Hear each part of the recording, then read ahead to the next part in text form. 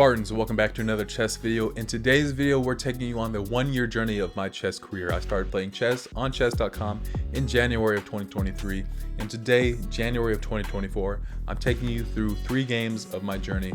One where I was a horrible player, one where I was a less horrible player, and one where I'm a little less horrible player. Still a horrible player, but a little bit better than I was. I appreciate you guys. Love the support so much. We're on the road to 30,000 subscribers. Like, share, subscribe. I will see you guys in the next one. Mwah. Hold the line. Until next time, Spartans. Peace. The first game that we're going to look at was played in January of 2023. This game was played, I believe, about 3 to 4 days, maybe even a week after I created my chess.com account. Chess.com put me at 1300 to begin, and then I immediately went to 670, or actually I went down to like 654 or something like that. But there's a reason why I went that far down very quickly. One, because they needed to balance me out on the ELO scale, but 2, I was playing openings like this. So we go E4, E5, which is great. But then I do something I see on TikTok, Instagram Reels, YouTube Shorts. I try to go for the wayward queen attack, where my opponent goes here, and I try to fork his rook and his king. But if my opponent has any brains at all, he's not allow me to do that. So instead, he puts his knight onto C6, and we have a position like this. This is an accuracy because the computer's like, if you're already going to put your queen out there, why don't you just go for checkmate? Like, go for checkmate. Maybe he's an opponent who's a 600 and he'll hang mate in 1. But I don't do that. Instead, I put my knight here and we trade off pieces. And ladies and gentlemen, this next move is the sole reason why some of us are in the positions that we are, and the sole reason that it took me a while to get out of this position. Because in this position, I gave a check. My opponent blocks with his bishop. As you can see here, this is a mistake. This loses the game immediately, and it only loses the game immediately if I follow the checklist of checks, captures, and attacks. What checks can I give here? Well, the obvious check is this right here. Well, that just loses my queen immediately. I just lose my queen immediately. No harm, no foul, game over, on to the next. What other checks can I give? Really no other checks. All right, what captures can I give? Well, we just talked about this capture that is also a check where I lose my queen.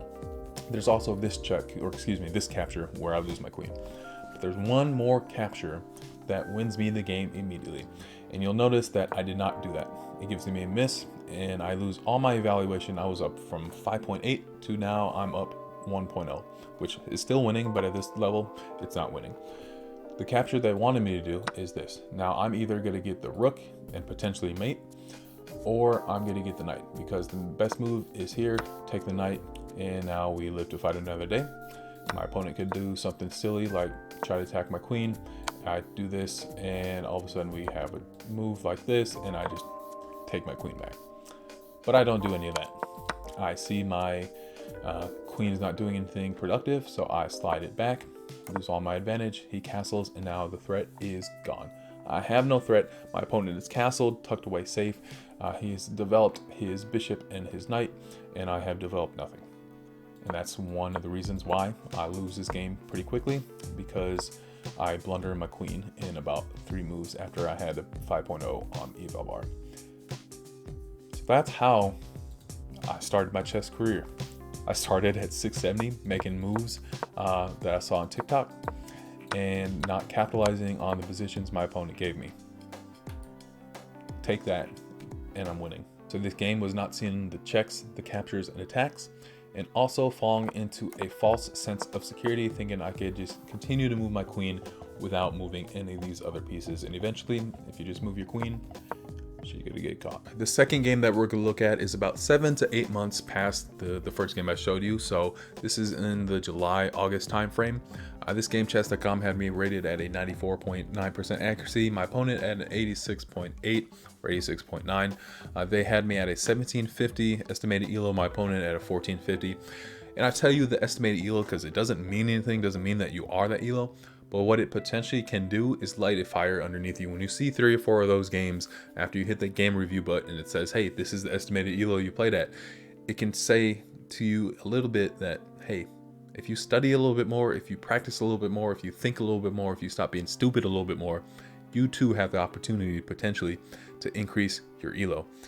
So in this position, I had at the time learned from I learned from Gotham Chess his Vienna Gambit course, so I always, and to this day, I still try to go for the Vienna Gambit when I play with white.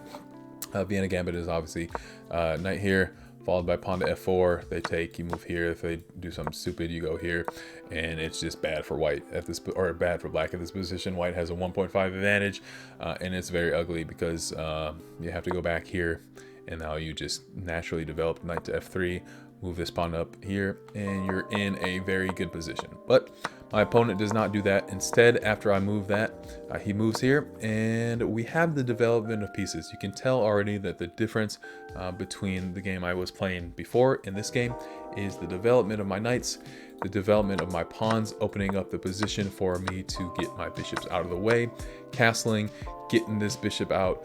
Not worried really if they take my queen, because if they take my queen, I can just take with my king and then hand castle myself all the way back to safety.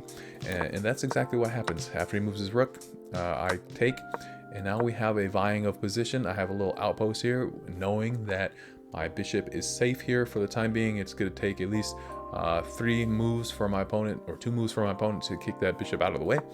And now we just have a conversion. And I now take control of the open file at this level. You want to start taking control of the open file. I don't know why my opponent got rid of the open file. It gave the advantage back to me, but I don't go for a trade. I want to trade on my terms. So I take doubling up his pawns, realizing, hey, doubling up the pawns, threatening his rook is more important than him taking a pawn right here. So he moves his pawn to take. He doubles up his pawns, and now I defend this pawn. My opponent goes for a little left. I think he's making a waiting move at this point. Really didn't know what to do. So I go ahead and I make another waiting move, seeing what's going to happen. I am now not really worried. If anyone's winning this game, it's going to be me, based off the fact that these pawns are doubled. This is an isolated pawn over here, and I have control of this file here. Now, I'm still 1,000, still could potentially lose this game in a moment's notice. I've lost many games even to this day, being up very many points of material and many points on the eval bar. But in this position, he puts his rook on d8. I double up, and he makes a fatal error. He does not take. He blunders the game away, and now I have both rooks. I have a 5.0 eval, excuse me, a 10.0 eval bar, because this rook is about to eat, and this bishop is about to come alive even more so. And now it's just a matter of forfeit. He forfeited after the game. He resigned after he miscalculated, and yeah, this game was night and day difference. It's development of pieces, actually doing an opening, and sometimes all you need is your opponent to double their pawns and blunder the game away, and that's how you win at 1,000 elo. So it took me 7 months to go from 600 to stay above 1,000. Let's move on to the third game. Ladies and gentlemen, the final game comes to you by way of January 3rd, 2024, where Bladesong81, aka Leonidas, aka the Spartan King, crossed into the 1400 realm for the first time. Will I stay there forever? No, guaranteed not. I'm at 1411 right now. It's about 2 games away from going into 1300s and 1 late night of raging into the 12 and into the 1100s. But what this game shows you is that you can go from 600 to 1,000 to 1,400. But how did I go from 1,000 to 1,400 in 6 to 7 months? Well, the reason, and the number one reason I ask that you do as well, is find an opening for black and an opening for white that you can do non-stop, day in, day out, game after game after game after game, which is exactly what I did. If you look back into my rapid, look back into my blitz, look back into my bullet, that's all I did. I played the modern defense for black, and I still do, and the Vienna game for white.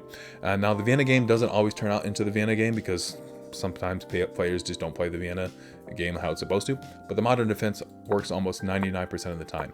But literally every game I played was the modern defense, and it's a very positional game, a very tactical, not tactical, it's a very positional game where you have to be very careful about, if you're white, the way that black is moving their pieces, because these pawn breaks in the center are huge for the modern defense. This is given an inaccurate move, but one of the key moves in the modern defense is moving this rook to the e8 file, or the e8 square, for pawn breaks in the future.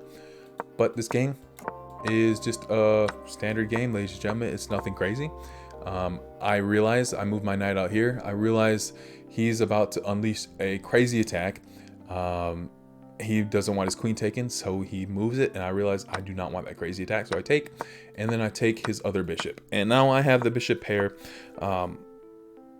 Yeah, I have the bishop pair, and I spoiled what was going to happen next in this game. I have the bishop pair, which will come in handy at a later date, and he's going for this pawn here. And if you look at this position, ladies and gentlemen, it looks like white is on the verge of destroying me, which they are. They are on the verge of destroying me. But you think about the checklist, the checks, the captures, the attacks. What is worth more than a pawn forking my rooks with the knight? His queen. He allows me to skewer his queen and his rook. I take, and now I spend from 6:56, I spend about a minute figuring out how do I get rid of this pressure, because there's two pieces staring down this file, and there's this knight staring as well. Well, I spend a minute and I find the only move that wins, not the only move, one of the only moves that wins is c5, realizing that if he takes, cool, his pawn is blocking that, and I don't have to worry about that. But if he doesn't take, cool, my pawn is blocking, I don't have to worry about that. And that's exactly what happens. I kick his knight out, I move to try to fork his pieces, he takes, we get down to an endgame where I have a rook and a bishop for two knights, and these are long snipers, long range snipers. These will come in clutch in the endgame because we take, I give a check, and yeah, I start eating the pawns from the back, pause, and then we get to an end game where I just need to convert, and he makes the last fatal mistake. He allows me to fork his knights, and he gives me this knight for free, and now we just convert. I'm low on time because of the fact that I spent so many minutes looking at how to get rid of that pressure that was here. But he allows me to fork his knight, and now it's just a matter of eating his pawns up, taking this last pawn and converting to an endgame. And there is no crazy sacrifices, there's no crazy tactics, there's nothing crazy. I checkmated him, I believe, on like move 50 or 60. There's nothing crazy that was done here, but it was finding an opening that I like, which is the modern defense, learning it, making solid moves. These are all solid moves. There's nothing extravagant, there's nothing dubious, there's nothing crazy. Castling, taking control of the e-file in the future and hopes that it opens up, getting rid of the bishop pair. And yeah, my opponent makes a mistake and I capitalize on it, and that's all you need sometimes at this level, is your opponent to make one mistake, and then you convert. You find, one more thing is, you find in critical moments the best move. You don't have to do it all the time where you find the best move, the best move, the best move, the best move, but sometimes you just need to find the best move to give you some breathing space, which was c5. And yeah, we live to fight another day, and that's how I am 1400. And we'll take a little hiatus, ladies and gentlemen, from maybe chess in general. I have a baby on the way, and an 18-month-old, or 18-month-old, 19-month now. But yeah, I appreciate you guys on the journey.